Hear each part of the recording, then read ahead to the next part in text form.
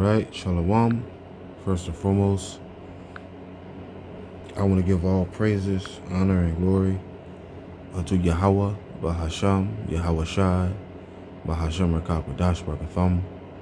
Double honors to the apostles and the elders, the great millstone, the Ruel, and a salute and a Shalom to all the Akim that are out here labor pushing this truth in all sincerity and in truth. The title of this lesson is Avenge Not Yourselves. David never sought revenge on Saul, right? Now, we all know that King Saul was trying to kill David, right? He was trying to take King David's life, all right? All right, because because Saul was jealous of David. He was jealous of him, right? Because Saul knew that Yahawah was with David and no longer with him. See, it say, what, avenge not yourselves?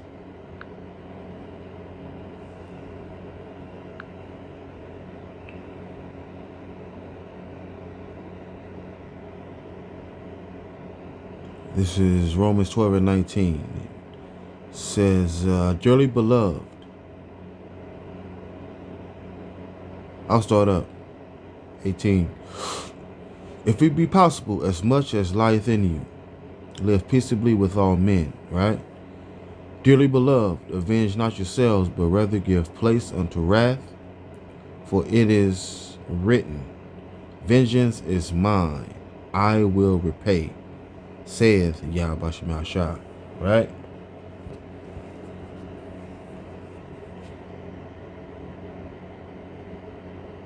Hold on.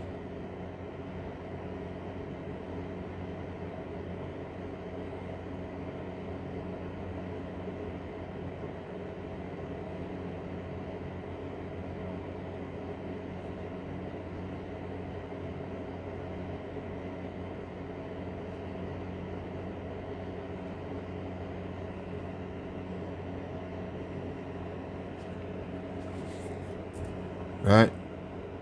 Avenge not yourselves, right?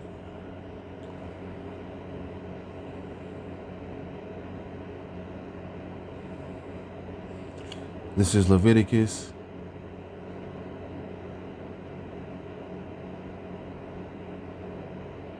Avenge not your, this says, this is Leviticus 19 and 18. Thou shalt not avenge nor bear any grudge against the children of thy people, but thou shalt love thy neighbor as thyself. Right? Now,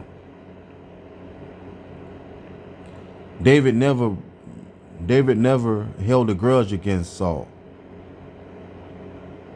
He never held a grudge against him. Right? Because a few times David could have taken Saul's life. Right? Because there's an ancient custom. I've gone into it. May as well get it again.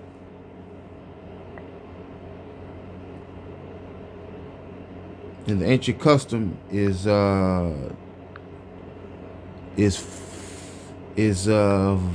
fleeing from the dart. Right? Fleeing from the dart. Now, I know it's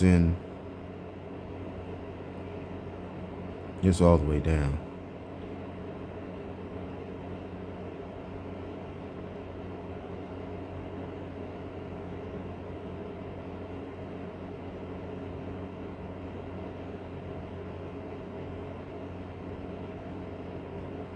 Yep, this is 260. Fleeing from the dart. 1 Samuel 19 and 10. Saul sought to smite David even to the wall with the javelin, but he slipped away out of Saul's presence, and he smote the javelin into the wall, and David fled and escaped that night. According to an ancient Asiatic custom, when a dart was thrown at a freed man, right, aka a javelin, and he escaped from it by flight, he was thereby absolved from all allegiance to his master. Right? Absolved. Right? Let me get that. Absolved.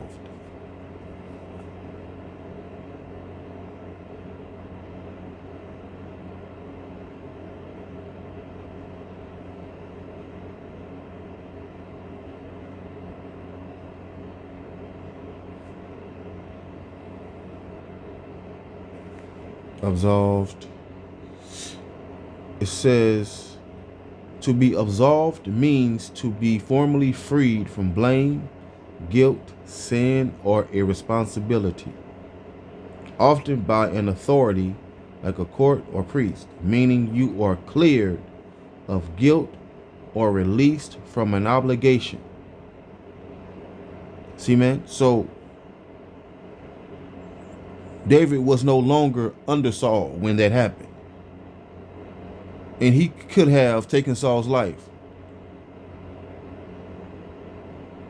several times, right? Because Yahawashi gave David multiple times to take Saul's life, right? But David stayed spiritual, man. David said, what? I will not touch Yahawah's. David said, I will not touch Yahawah's anointed. Right? So David is basically saying, what? What, man? I'm not going to touch him. I'm going to let Yahawashi handle it. I'm going to let Yahawashi. It said, I'm going to let Yahawashi fight for me. That's what David said, basically.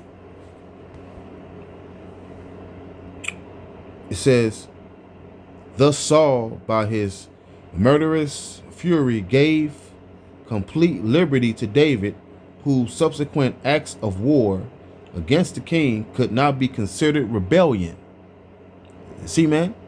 So if David would have slayed Saul in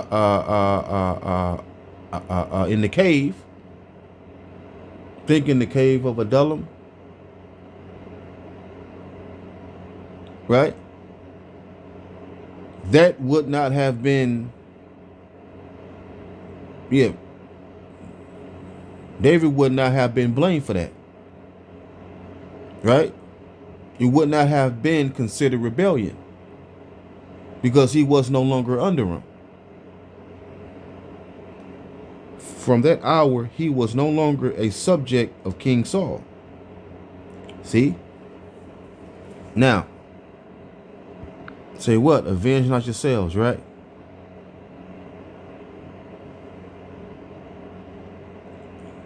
All right, man. And the thing is, Yahawashi was testing David, right? Was testing him to see what he would do. All right, man. And David stayed spiritual the whole time. He didn't avenge himself. He stayed spiritual.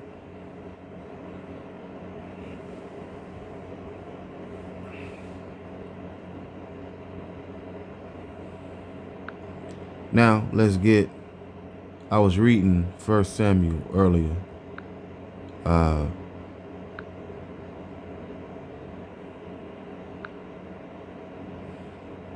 Right? Now, here it is. It's 1 Samuel 24 and 9. This is kind of 1 Samuel 24 and 1. It says, and it came to pass when Saul was returned from following the Philistines, that it was told him, saying, behold, David is in the wilderness of En-gedi. Then Saul took 3,000 chosen men out of all Israel and went to seek David and his men upon the rocks of the wild goats And it came to, it says, and it came, it says, and he came to the sheepcotes by the way, where was a cave, and Saul went into to cover his feet. Right? He went to go take a leak. And David and his men remained in the sides of the cave. And the men of David said unto him, Behold, the day of which Yahawah said unto thee, Behold, I will deliver thine enemy into thine hand, that thou mayest do to him as it seemed good unto thee. Then David arose and cut off the skirt of Saul's robe privily, right? So David came up behind Saul, and he cut a piece of the hem of his robe, right? And it says, and it came to pass afterward that David's heart smote him, because he had cut off Saul's robe, right? So when that happened, David was like, damn, I shouldn't have done that. I shouldn't have done that, right? And he said unto his men, Yahawah forbid, right? And he said unto his men, Yahawah forbid that I should do this thing to my master, right? So David still considered Saul his master. See, he didn't hold a grudge against him.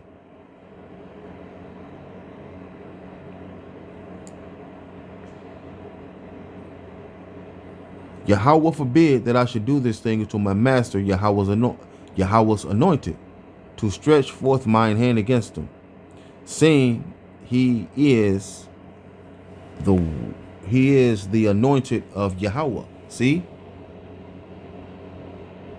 But so David stayed his servants with these words, and suffered them not to rise against Saul. But Saul rose up out of the cave and went on his way. Right? And David arose, it says, and David also arose afterward and went out of the cave and cried after Saul, saying, My Lord, the king. When Saul looked behind him, David stooped with his face to the earth and bowed himself. Right? He gave what? Saul respect. Bowing hospitality. And David said unto Saul, it says, and David said to Saul, Wherefore hearest thou these men's words, saying, Behold, David seek thy hurt?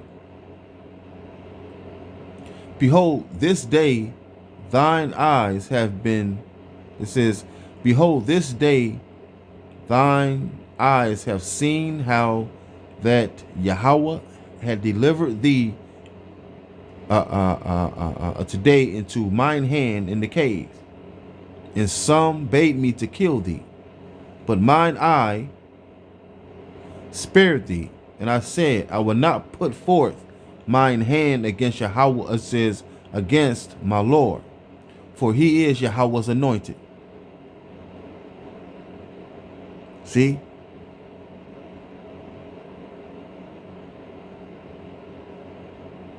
Now, David could have still slayed Saul, but he didn't do it. Man. He let Yahawah fight his battles, man. He stayed spiritual, man.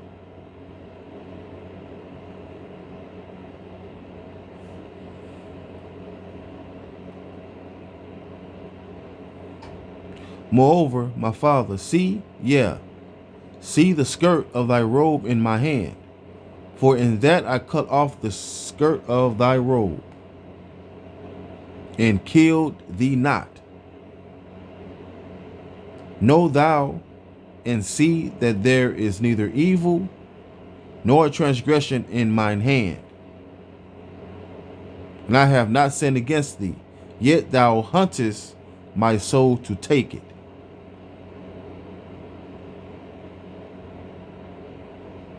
It says, May Yahawah, Bahasham, Yahawashi judge between us. Perhaps Yahawashi will punish you for what you are trying to do to me, but I will never harm you. See? He basically said, Saul, you tripping, man. I didn't do nothing to you, man. You tripping. What is wrong with you?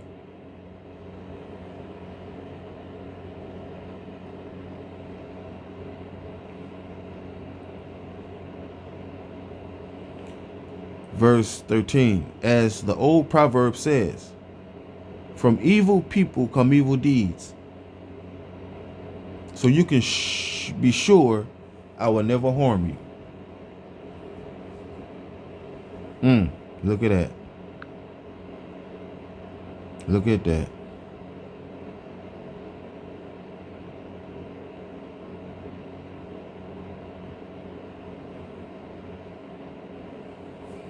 Yep. This says this in the NLT in Romans 12 and 19. Dear friends, never take revenge. Leave that to the righteous anger of Yahawashi. For the scriptures say, I will take revenge. I will pay them back, saith Yahawashi. See?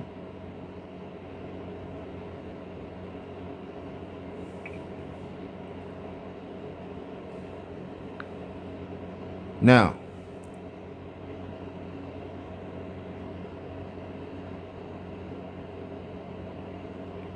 verse 15, may Yahawashi judge which of us is right and punish the guilty one. He is my advocate. He will rescue me from your power. You see, man? And this is what Saul said to David. And he said to David, you are a better man than I am, for you have repaid me good for evil. All right, man. So Saul knew that David was righteous, man. Saul knew David didn't do anything to him.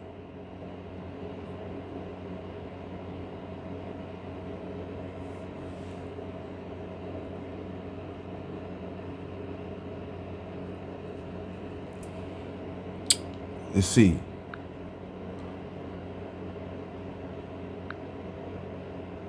Right now, again, 1 Samuel 26 and 1.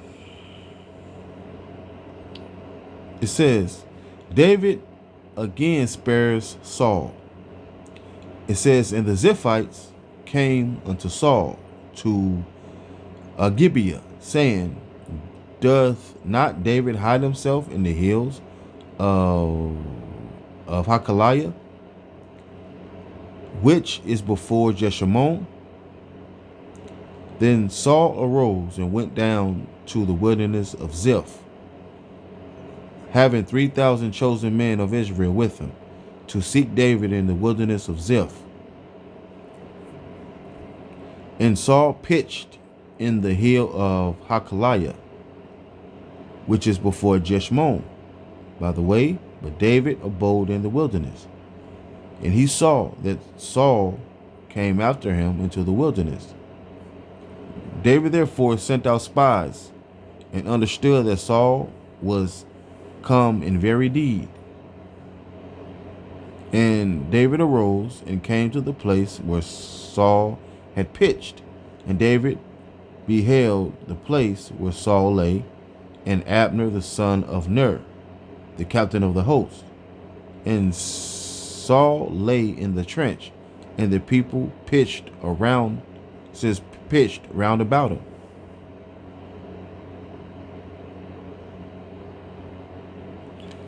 And it says, then answered David and said to Ahimelech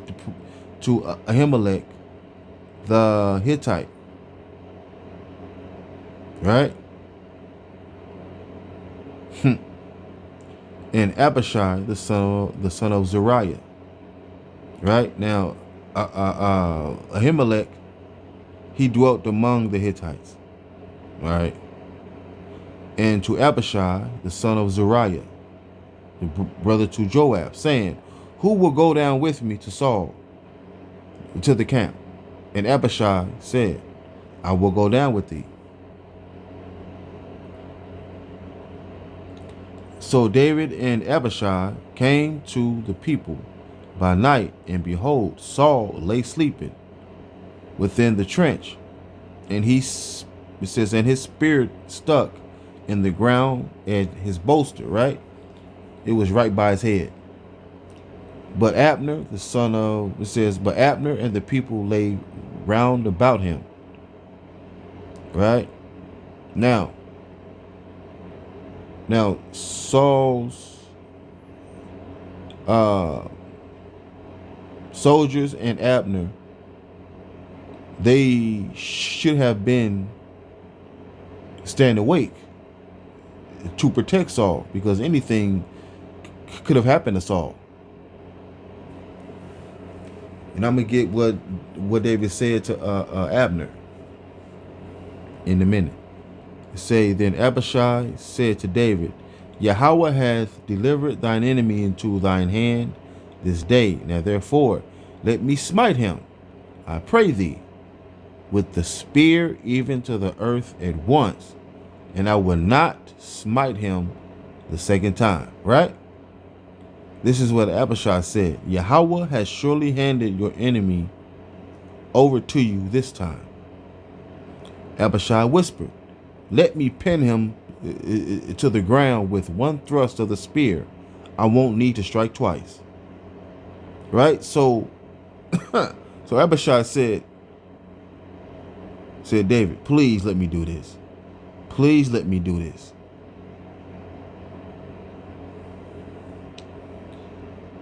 Verse 9. No, David said, don't kill him. For who can remain innocent after attacking Yahawah's anointed one?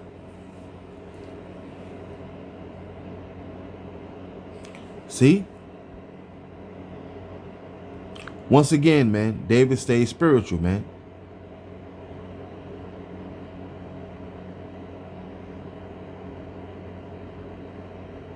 Come on, man.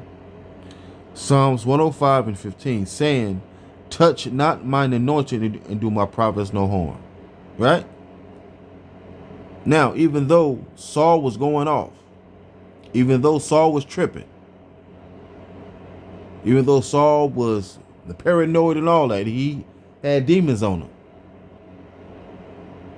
David still said, I'm not going to touch him.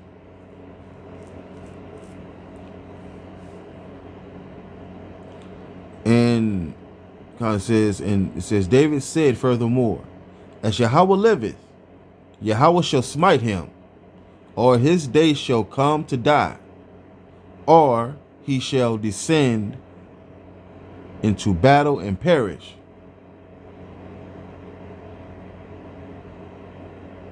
See? So, David, he left it in the hands of Yahawashi. See, it says what, man? It says, cast your burdens upon Yahawashi.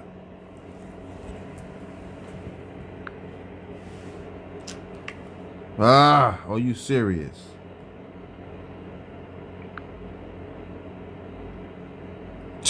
Are you serious? Well, I'll tell you, man, there's always something with this damn tablet. Okay. Says what? Cast your burdens, right? Hold on.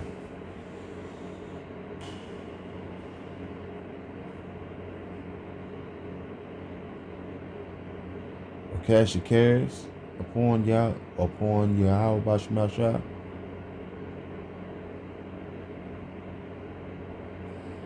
This is 1 Peter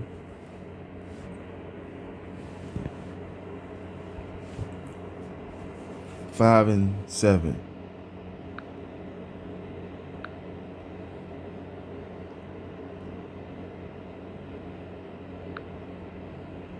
First Peter 5 and 7. Cast in all your care upon him, for he careth for you. Right? It says this, give all your worries and cares to Yahawashi, for he cares about you. See? And that's what David did, man. That's what David did.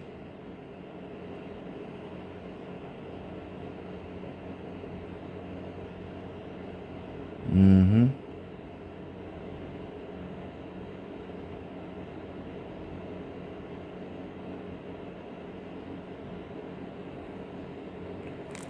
Let's get this. This is Psalms 55 and 22.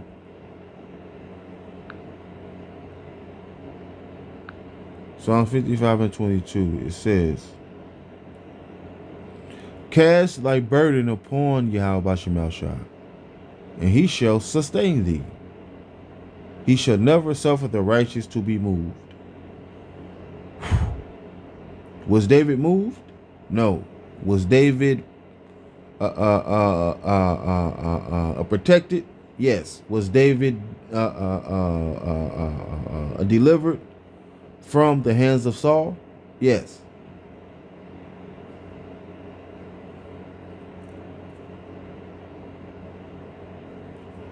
See, man?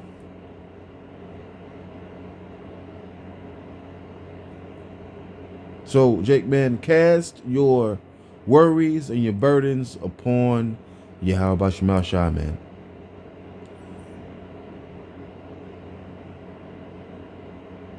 Jake, man, don't avenge yourselves, man. Jake, man, don't avenge yourselves, man. Don't take revenge.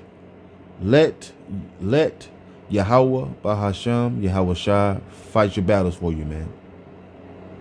Right, so with that, I say Shalom. All praises, honor, and glory unto Yahawah, Bahasham, Yahawashi, Bahasham Rakak Badash Barakatham. Shalom Akim. Shalom.